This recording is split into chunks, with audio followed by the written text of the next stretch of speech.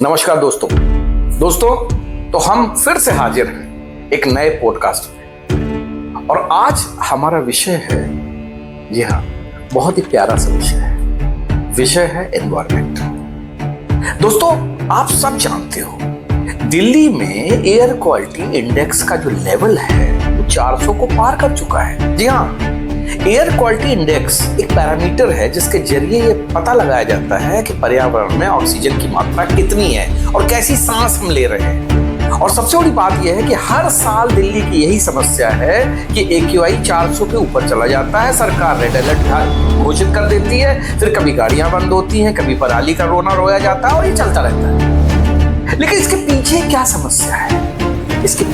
समस्या है, इसमें कोई जानना नहीं चाहता, ना ही कोई जाना चाहता है। सब अपनी अपनी कहानी सुनाते हैं। दोस्तों, आज हमारे बीच में एक पर्यावरण एक्सपर्ट डॉक्टर शशांक शेखर मिश्रा हमारे साथ जुड़ रहे हैं, जो कि इको कंसल्टेंट नाम से अपनी एक कंसल्टेंसी कंपनी भी चलाते हैं। साथ ही पर्यावरण के लिए लोगों को जागरूक करने का भी काम करते हैं।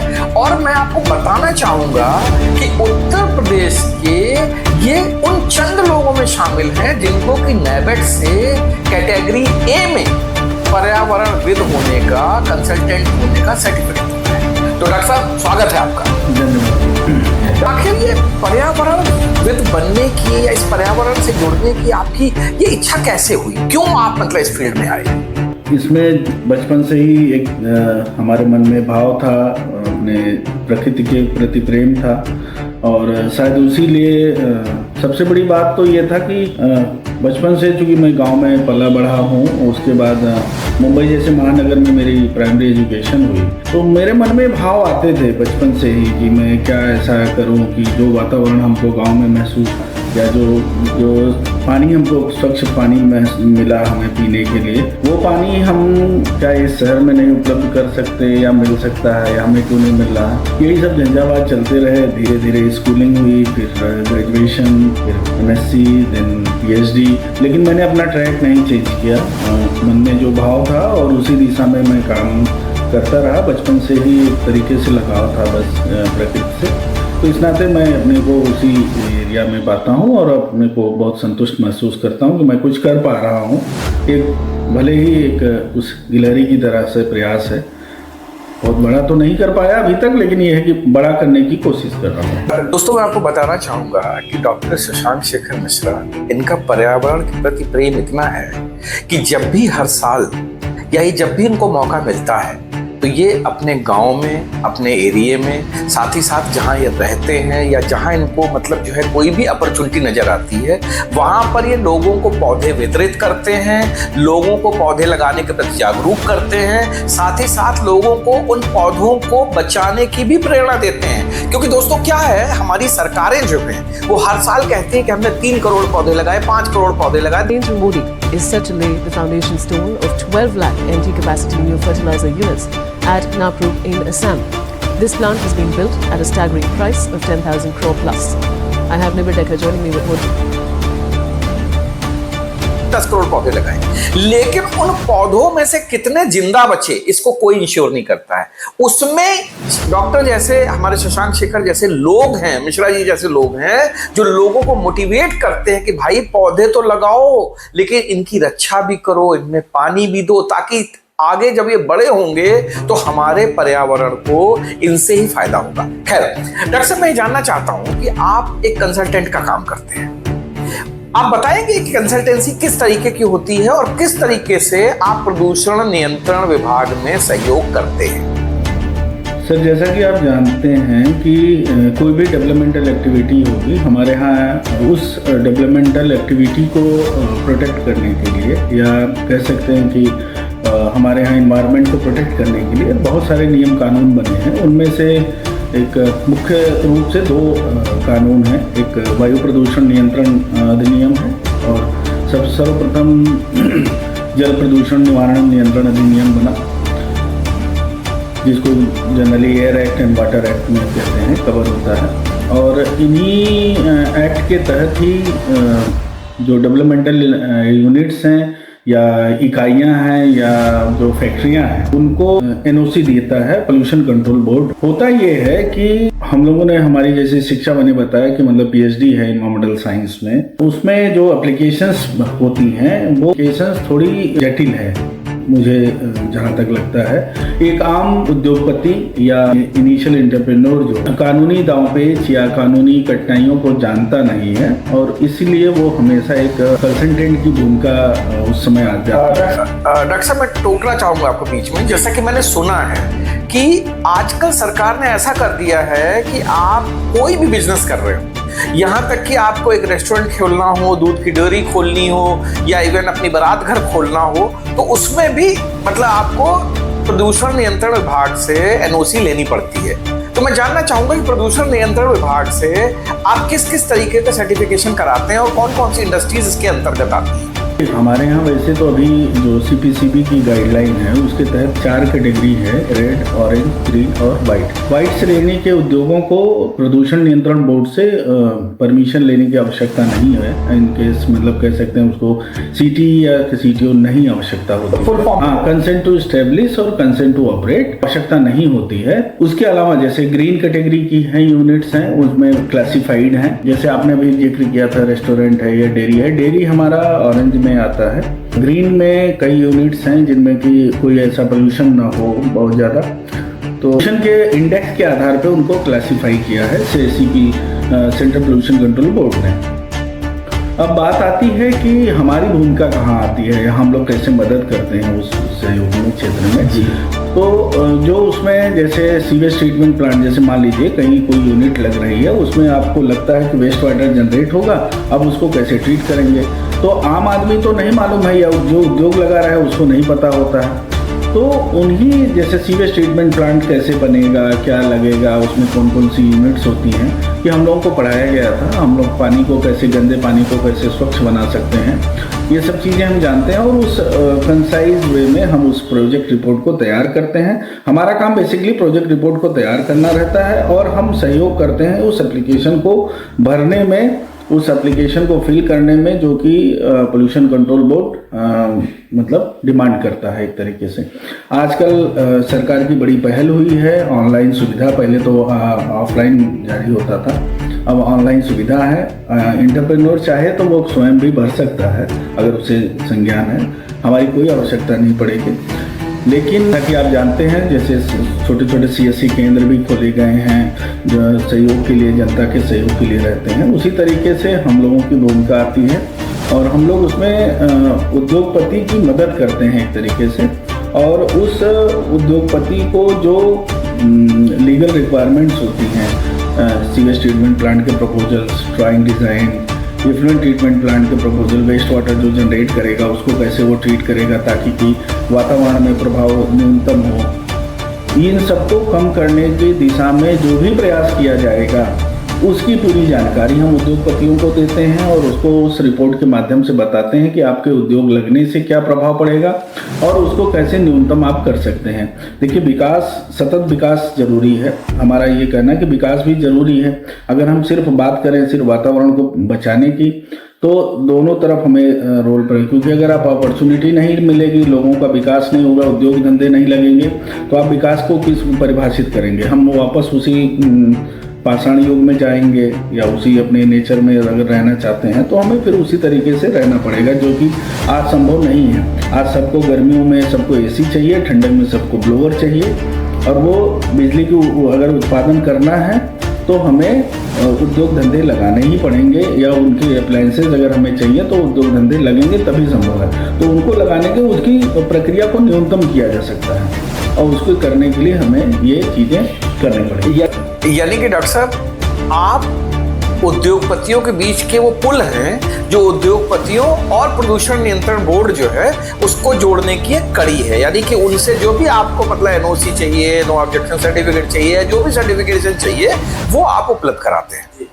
डॉक्टर साहब, एक चीज और भी जाननी है, अभी जैसे मैंने भी रिसेंटली सुना है कि नॉट ओनली प्रदूषण नियंत्रण बोर्ड जो है जो आपके एनवायरनमेंट से रिलेटेड है, जबकि मैंने सुना है कि अभी भूगर्भ जल के लिए भी, पानी के लिए भी शायद कुछ ऐसा हुआ है कि हर किसी को जो भी कोई भी बिजनेस शुरू कर रहा है उसको पानी के लिए भी परमिशन लेनी पड़ेगी। ये क्या है, जरा समझाइए। ऐसा था कि पहले जो है वाटर एक स्टेट मैटर है। पहले तो केंद्रीय स्तर पे वाटर डिपार्टमेंट है जो कि इसकी एनओसी की प्रक्रिया, और अंत में मैं फिर वही यही कहूँगा कि ये आई नौबत क्यों आई। हमारा दिन ब दिन वो जल स्तर नीचे गिरता जा रहा है और उसको एक तरीके से रोकने के लिए या प्रोटेक्ट करने के लिए बात आई कि इनको एनओसी लेकर ही संचालित करें। कोई डेटा नहीं हुआ करता था पहले। आज की भी अभी भी बहुत से सारी यूनिट्स हैं या बहुत से ऐसे ज़िले हैं जिनका भूगर्भ जल स्तर किस लेवल पे है, क्या है, उस दिशा में रिसर्च चल रही है, प्रयास भी हो रहा है। लेकिन ऑथेंटिक डेटा की बात की जाए, अभी किसी से पूछ लिया जाए किसी एजेंसी से, तो वो ये बताने के लिए सक्षम नहीं है कि उसके यहाँ पे कितने उद्योग धंधे संचालित हैं और उनका प्रभाव उस ग्राउंड वाटर पे कितना पड़ रहा है। इन्हीं सबको रेगुलेट करने के लिए कोई भी मतलब सरकार ने इस दिशा में प्रयास किया कि इसको हम पहले तो रेगुलेट करें, और उस दिशा में एमएसएमई की तरफ से प्रयास हुआ। और एमएसएमई ऑर्गेनाइजेशन है, एमएसएमई ने जो प्रयास किया था, उनके कुछ उद्योगपतियों ने भी इसमें पहल करी थी कि सेंट्रल ग्राउंड वाटर डिपार्टमेंट से हमें परमिशन लेने में समस्याएं आती हैं, समय लगता है। तो स्टेट लेवल में सरकार ने उस दिशा में पहल की और यहाँ पे स्टेट रेगुलेटरी बॉडी बनाया और उसमें ग्राउंड वाटर की एनओसी देने की प्रक्रिया शुरू हुई। 10 KL तक में वन टाइम रजिस्ट्रेशन होता है। 10 KL से ज़्यादा यदि आपका विड्रॉल है, आप पानी आपकी आवश्यकता है, तो आपको विभाग से एनओसी भी लेनी पड़ेगी। रजिस्ट्रेशन तो कराना पड़ेगा, एज वेल एज आपको एनओसी भी लेनी पड़ेगी। सेंट्रल ग्राउंड वाटर डिपार्टमेंट ने फिर अपनी पावर जो है डेलीगेट करी है स्टेट ग्राउंड वाटर कमेटी को, और स्टेट ग्राउंड वाटर कमेटी जो है उसमें जिले स्तर पे जो कमेटियाँ हैं वो डीएम साहब की अध्यक्षता में वो जारी होती हैं और उनको एनओसी दी है। अच्छा डॉक्टर साहब, एक बात बताइए, जैसे कि उत्तर प्रदेश के आप बहुत ही सम्मानित, मतलब मैं कहूँगा पर्यावरणविद हैं, साथ ही साथ आपने मतलब पर्यावरण के लिए काफ़ी काम किया है, शोध किया है, और अभी आपको मतलब आप नैबेड से क्लास A सर्टिफाइड मतलब जो है कंसल्टेंट हैं। तो मैं जानना चाहूँगा कि आप किन किन क्षेत्र में अपनी ये कंसल्टेंसी दे सकते हैं? कि अगर हम नैबेड एक्रीडेशन की बात करें तो डिस्टिलरी में है एक्रीडेशन हमारा। टोटल तो 40 सेक्टर हैं, उस 40 सेक्टर में हमारे पास अभी जो है 8 सेक्टर में एक्रीडेशन है। Building, township, mining, distillery, sugar, thermal power plant, metallurgy और सीमेंट, ये 8 सेक्टर हैं जिनमें कि हमें एक्रीडेशन मिला हुआ है। इस एक्रीडेशन का तात्पर्य यह है कि हम इन सेक्टर्स के जो प्रोजेक्ट्स हैं उनको एनवायरमेंट क्लियरेंस की ज़रूरत होती है।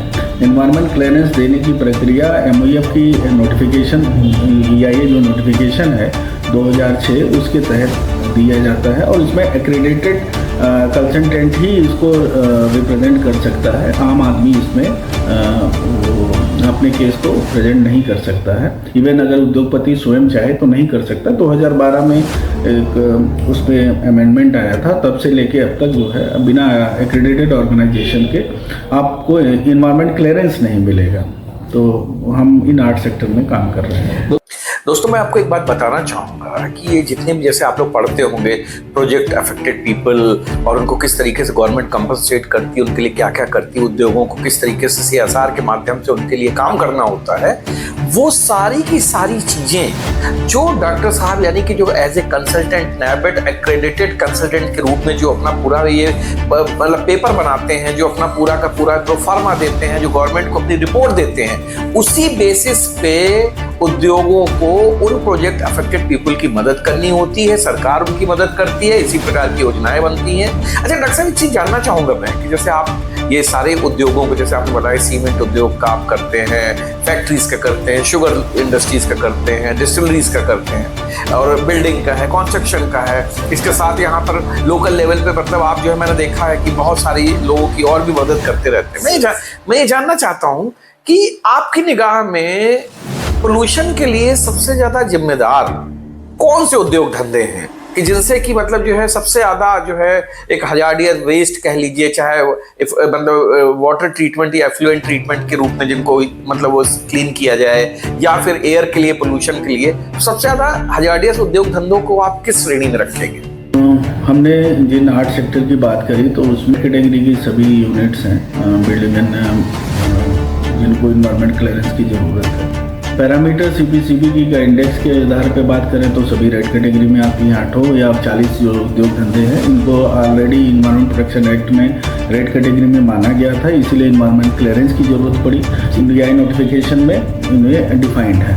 आपका सवाल था कि जो है इनको हम कैसे आइडेंटिफाई करते हैं, क्या है, तो ऑलरेडी क्लासिफाइड है और उसी आधार पे हम इनको स्टडी करते हैं, इम्पैक्ट असेसमेंट रिपोर्ट बनाते हैं और फिर कमेटी के सामने रिप्रेजेंट होती हैं, ये चीज़ें सबमिट होती हैं और उस आधार पे उनको क्लियरेंस दी जाती है। अच्छा डॉक्टर साहब, एक चीज़ और भी है, अभी मैंने कहीं पढ़ा था कि शायद उत्तर प्रदेश में कुछ ईंट भट्ठे उद्योगों को लेके भी कुछ मतलब जो क्लियरेंस में समस्याएं आ रही थी, तो वो मुद्दा क्या है और आप लोग किस तरीके से उस मुद्दे को सुलझाने की दिशा में अग्रसर हैं? ऐसा था कि 2012 से पूर्व 2012 में एक ईंट भट्ठा मामले आती है 2012 में 27 जून 2012 को, और उसके आधार पे ये नियम आता है कि 1 किलोमीटर जो भी उद्योग नया भट्ठा लगेगा, पूर्व में तो जिला पंचायत की गाइडलाइन के अनुरूप भट्ठे स्थापित एवं संचालित होते थे। पोल्यूशन कंट्रोल बोर्ड उनको एनओसी दे देता था और उन पे जिला पंचायत की उपविधियाँ जो थी वो लागू होती थी। 2012 में रेगुलेट करने के लिए सरकार ने एक नियम अधिनियम बनाया और उसके तहत ही ये भट्ठे स्थापित एवं संचालित होते हैं। 2012 की गाइडलाइन लागू होने से क्या हुआ कि कई भट्ठे जो पूर्व में बिना सहमति लिए संचालित होते थे, उनकी सहमति मिलने में कठिनाई उत्पन्न होने लगी, क्योंकि जो 2012 की गाइडलाइन है उसमें यह है कि 500 मीटर के दायरे में कोई आबादी नहीं होनी चाहिए या 500 मीटर में दूसरा कोई भट्ठा नहीं होना चाहिए। 1 किलोमीटर के जो दायरे में, वैसे नियम तो 1 किलोमीटर में है कि आबादी नहीं होनी चाहिए, क्योंकि भट्ठों से माना गया था कि पोल्यूशन ज़्यादा होता है काले बिना किसी ट्रीटमेंट के, क्योंकि भट्ठा जो है उत्सर्जन करता है बिना किसी एयर पोल्यूशन कंट्रोल सिस्टम के। तो उस समय वो गाइडलाइन बनी थी और उस गाइडलाइन के तहत भट्टे स्थापित एवं संचालित होने लगे। कुछ भट्टों ने उस समय सहमति नहीं ली थी। जिन भट्टों ने सहमति नहीं ली थी, पोल्यूशन कंट्रोल बोर्ड ने उन पर कार्रवाई करनी शुरू की, बंदी आदेश जारी किया और बंदी की कार्रवाई भी हुई। उन्हीं भट्टों द्वारा ये आपत्ति या उनके एसोसिएशन के माध्यम से सरकार के ऊपर प्रयास किया जा रहा है कि उनको रेगुलेट किया जाए कि भट्टे किसी, क्योंकि उनसे भी कहीं न कहीं आजीविका निर्भर होती है। एक भट्टे पे मामून आप जानते होंगे 400 से 500 के करीब लेबर उन पर अफेक्टेड होगी अगर वो भट्ठा बंद हो जाएगा। तो लेकिन अब यहीं पे बात आती है कि हमें पर्यावरण भी सुधारना है, हमें अपने AQI को भी सही रखना है। तो दोनों ही चीज़ों में प्रयास हो रहा है और उसमें सरकार का एक अच्छा पहल हुआ है कि गाइडलाइन में थोड़ी सी शिथिलता बरतते हुए सुनने में आ रहा है कि उसमें अमेंडमेंट्स आ रहा है। 1 किलोमीटर के दायरे को घटा के 800 मीटर किया जाएगा कि 800 मीटर में अफेक्टेड देखा जाए। और जो पूर्व में जिन भट्टों ने सहमति नहीं ली है अब स्थापित एवं संचालित थे 2012 के पूर्व में, वो उनके द्वारा जो इस बात का कोई प्रमाण पत्र उपस्थित किया जाता है या मतलब दिया जाएगा कि अगर 2012 में पूर्व स्थापित एवं संचालित है तो उनको कंसीडर किया जाएगा। ऐसे ही कुछ अमेंडमेंट्स प्रयास मतलब शासन स्तर पर लंबित हैं। अब ये है कि सरकार की मंशा कब होती है, कब जारी करती है, और उसमें प्रयासरत है संगठन अपना। हम लोग भी प्रयास कर रहे हैं कि अगर उनको रेगुलेट किया जा सके और जो एयर पोल्यूशन कंट्रोल सिस्टम लगाने की बात है उनको उन भट्टों पे लगा के उनको रेगुलेट किया जा सके। अनऑथराइज अनऑर्गेनाइज वे में चल रहे हैं तो बेहतर है कि उनको रेगुलेट किया जाए। और चूँकि उनकी कोई अज्ञानता रही है उन लोगों ने, या कह सकते हैं कि उन्होंने थोड़ा सा लापरवाही बरता था उस दौरान, उनको नियम कानून की मतलब मेरी जो समझ है कि उनकी उस समय उसकी गंभीरता से नहीं लिया उन लोगों ने। मतलब डॉक्टर साहब आपकी बात ये मुझे बहुत अच्छी लगी। आपका कहना है कि सरकार को भी इस चीज को कंसीडर करना चाहिए कि जिस कारण से अगर उन सरकार पे लगता है कि वो पोल्यूशन फैला रहे हैं तो उन कारणों को दूर करके उनको रेगुलराइज कर देना चाहिए और उन सभी ईंट भट्ठे मालिकों को इस चीज में एनओसी दे देनी चाहिए ताकि वो अपने ईंट भट्ठे चला सके। क्योंकि ईंट भट्ठे सिर्फ मालिक का ही फायदा नहीं करते हैं, उसके साथ हर भट्ठे के साथ 400-500 मजदूर भी जुड़े होते हैं। और मुझे ऐसा लगता है कि 400-500 मजदूरों के साथ साथ अगर 4 लोगों का परिवार भी रखा जाए तो मतलब एक तरीके से 1600-2000 के करीब लोगों का जीवन यापन एक भट्ठे के द्वारा होता है। उद्योग धंधा है। मैं तो कहूँगा कि अगर सरकार इस दिशा में प्रयास करती है तो बड़ी सफलता मिलेगी, अन्यथा जितनी रेगुलेशन या जिस तरीके से दबाव विभाग द्वारा भट्टों पे आरोपित किया जा रहा है, उद्योग धंधे बंद हो जाएंगे, बहुत से लोग बेरोजगार हो जाएंगे, उनका असर भी पड़ेगा। और मेरी अपनी जो समझ है, एक भट्ठे से जो पोल्यूशन होता है या जिसको अगर हम एज ए एनवायरमेंटलिस्ट कहने पोल्यूशन होता है, मैं तो मानता हूँ होता है, बट उसकी जो क्वांटिटी है अगर ओवरऑल और न किसी अन्य उद्योग धंधों से देखी जाए जो उस लगभग नेचर के हैं उनसे कहीं बहुत कम होता है। और अगर हम प्रॉपर उनकी स्टैक हाइट बढ़ाए, मतलब जैसा कि 120 फीट पे आज की डेट में कोई भी भट्टे हैं तो बनते हैं 190 feet, more than 90 feet 120 chimney जो उनकी बनती है, उससे जो है न्यूनतम हो जाता है, उसका प्रभाव थोड़ा सा कम पड़ जाता है। तो डॉक्टर साहब एक थोड़ा सा बताना चाहेंगे इसमें कि एयर पोल्यूशन कंट्रोल सिस्टम अगर इसमें वेट स्क्रबर वगैरह इंस्टॉल कर दिया जाए तो एकदम मिनिमम हो जाएगा।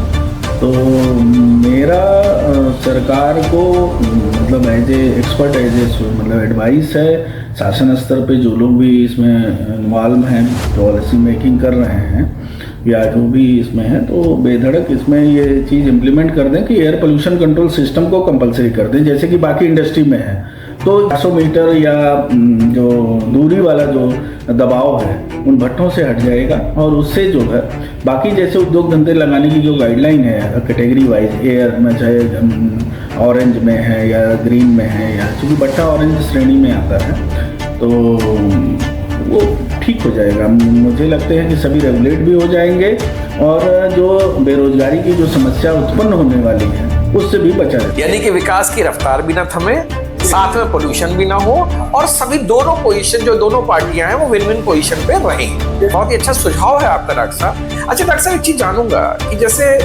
पहले ये एनजीटी नहीं था, जैसा कि मुझे पता है ये नेशनल ग्रीन ट्रिब्यूनल जो अभी आया है, इसके आने से ये मतलब जो है पर्यावरण के लिए इससे बहुत ज्यादा फायदा हुआ है, या आपको क्या लगता है कि मतलब जो है नेशनल ग्रीन ट्रिब्यूनल की मतलब जो भूमिका इस समय चल रही है उसके बारे में आप क्या विचार देना चाहेंगे? नहीं, रेगुलेटरी बॉडी के रूप में तो देखिए ट्रिब्यूनल काम कर रहा है। कई चीज़ें छूट जाती थी, कई शिकायतें पहुंची हैं, कुछ अच्छे मतलब मैं तो कहूँगा कि मतलब ट्रिब्यूनल ने कई फैसले जो है सराहनीय रहे हैं और उन फैसलों की वजह से डेवलपमेंट पे भी असर पड़ा है कहीं न कहीं जो, और सस्टेनेबल डेवलपमेंट की बात आई है। ट्रिब्यूनल होना चाहिए, ऐसा नहीं है कि हम आम आदमी भी अपनी समस्या रख सकता है जो कि कभी अनदेखी की जाती थी निगम द्वारा, बोर्ड द्वारा, सरकार नहीं सुनती थी। तो एटलीस्ट ट्रिब्यूनल आने से अपनी डायरेक्टली मतलब एक तरीके से सरकार की ही पहल है कि उसको लाभ मिल सके, तो ऐसा नहीं। डॉक्टर साहब एक चीज मैं जानना चाहूँगा, जैसे एक तरफ आप लोग हैं जो कि लोगों को मोटिवेट करते हैं पेड़ पौधे लगाने के लिए, उनको मेंटेन करने के लिए, और साथ ही साथ आप बीच बीच में वर्कशॉप भी आयोजित करते हैं लोगों को, मतलब इंडस्ट्रीज में, ना सिर्फ इसलिए कि मतलब आप कंसल्टेंसी दे रहे हैं बल्कि आप जाके बताते भी हैं कि किस तरीके से आपको जो गंदगी निकल रही है उसका ट्रीटमेंट करना है, किस तरीके से गंदगी को आपको मतलब डिस्पोज ऑफ करना है ताकि पर्यावरण में वो चीज़ ना फैले।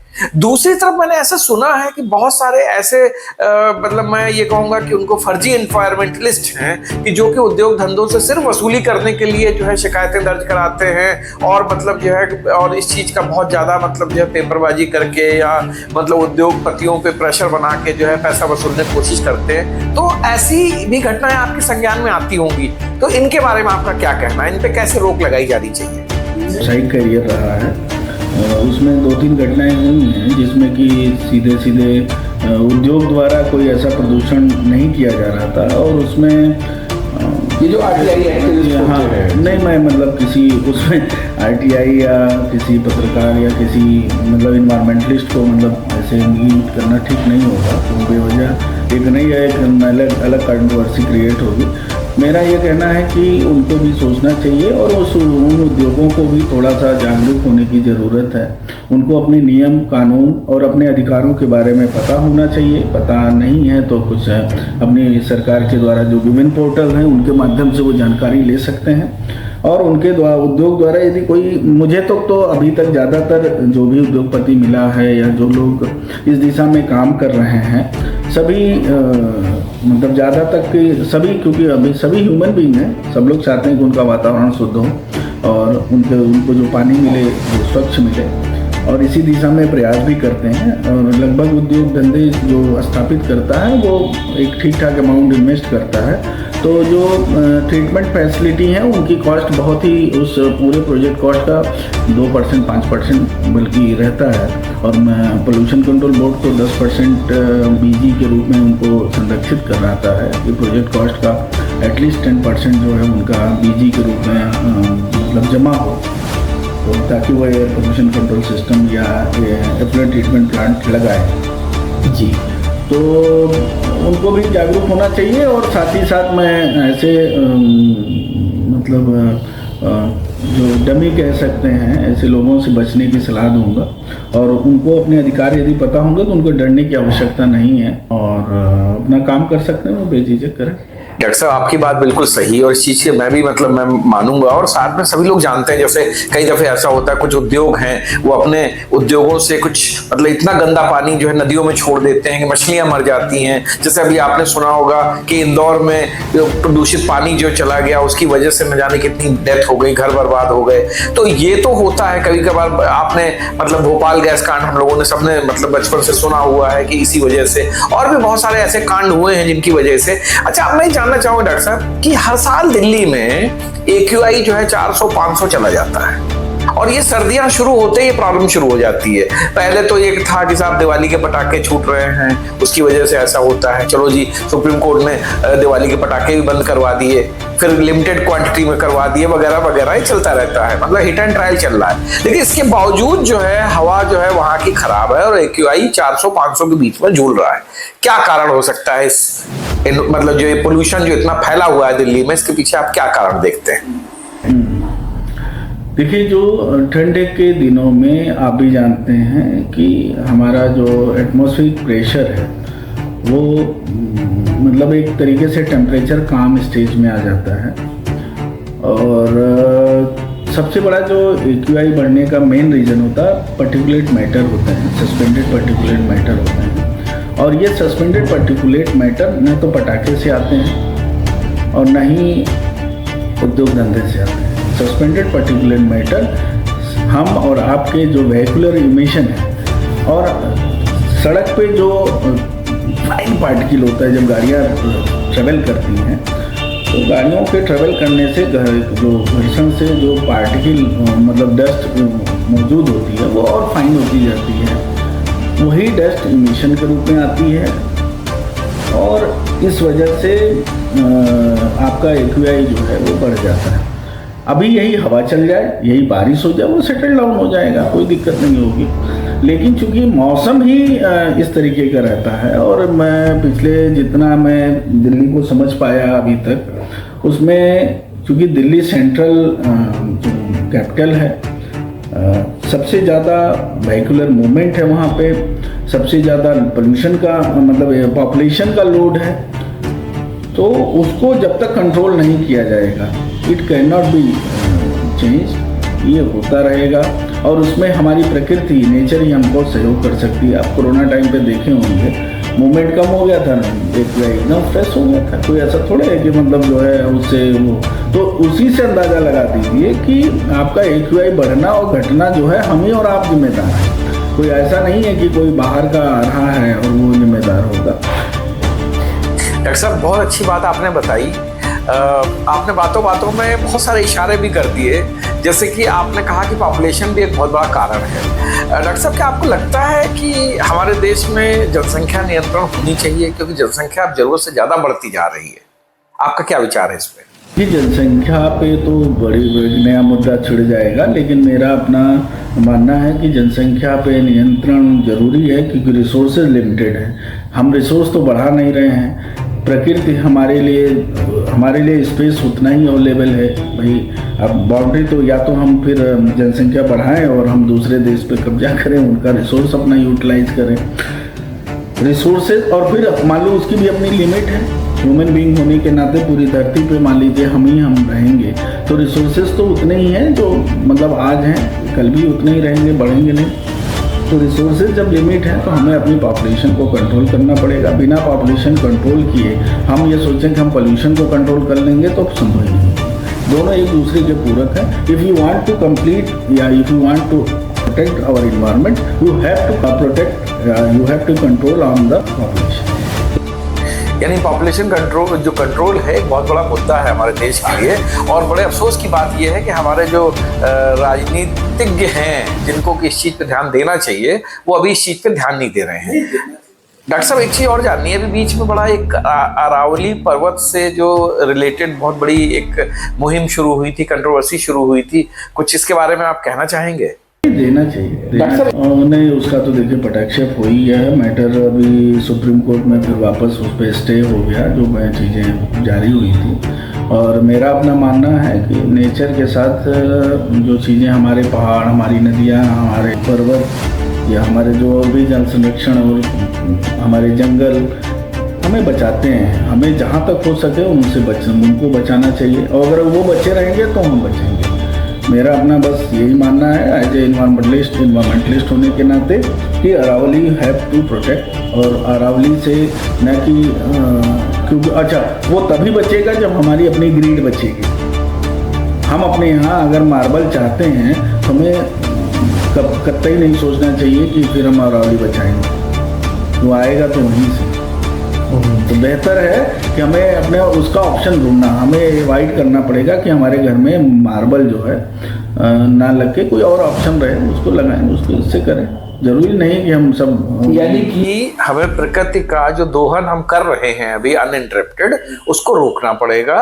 और साथ ही साथ विकास हो, लेकिन विकास की गति जो है पर्यावरण को बर्बाद करके ना हो, उसको आबाद करके हो, है ना? आप यही मतलब आप ये कहना चाह रहे हैं। डॉक्टर साहब, आप जैसा आपके बारे में सुना है कि आप मतलब पेड़ पौधे को लगाने में, उनको प्रोटेक्ट करने में, साथ ही साथ मैंने ये भी सुना है आपके कई मित्रों से कि आप अपने गांव में मतलब जो है इस तरीके की पूरी ग्रिड तैयार कर रहे हैं, और मतलब सभी किसानों को भी बताते रहते हैं किस तरीके से आपको अपनी सॉइल इरोजन रोकना है, जल संरक्षण करना है, और साथ ही साथ मिट्टी का संरक्षण करना है, और किस तरीके से।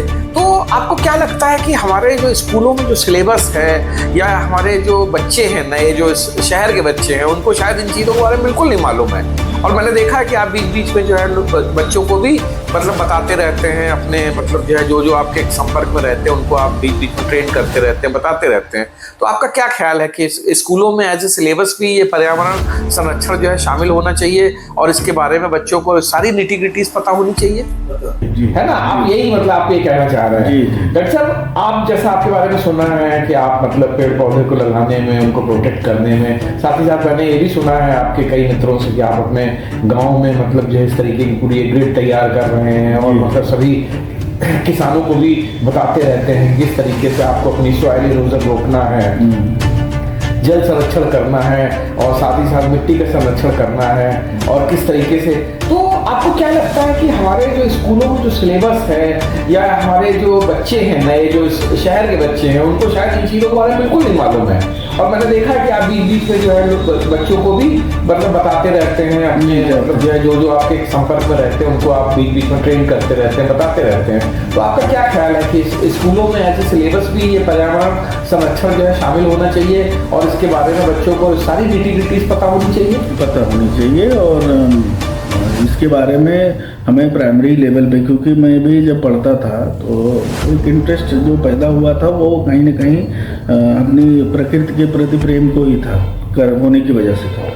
तो मेरा अपना मानना है कि बच्चे को उसकी इम्पोर्टेंस बताई जाए कि हम जो पानी पी रहे हैं वो कितना इम्पोर्टेंट है, और उसकी शुरुआत हमारे अपने घरों से होनी चाहिए। हर व्यक्ति अपने पेरेंट्स को चाहिए उसको उस एक गिलास पानी की कीमत अपने बच्चे को ज़रूर बतानी चाहिए, क्योंकि वो कहीं ना कहीं जो है हमारे आने वाली जो जनरेशन है उसके ऊपर बर्डन क्रिएट करेगा।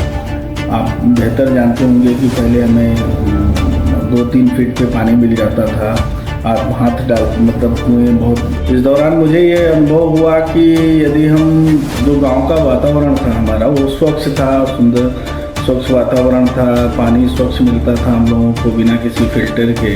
और जब हम मुंबई गए तो वहाँ पे आप जैसा कि आप रहे भी हैं, आप जानते भी हैं, तो वहाँ का जो माहौल था वो एकदम डिफरेंट था।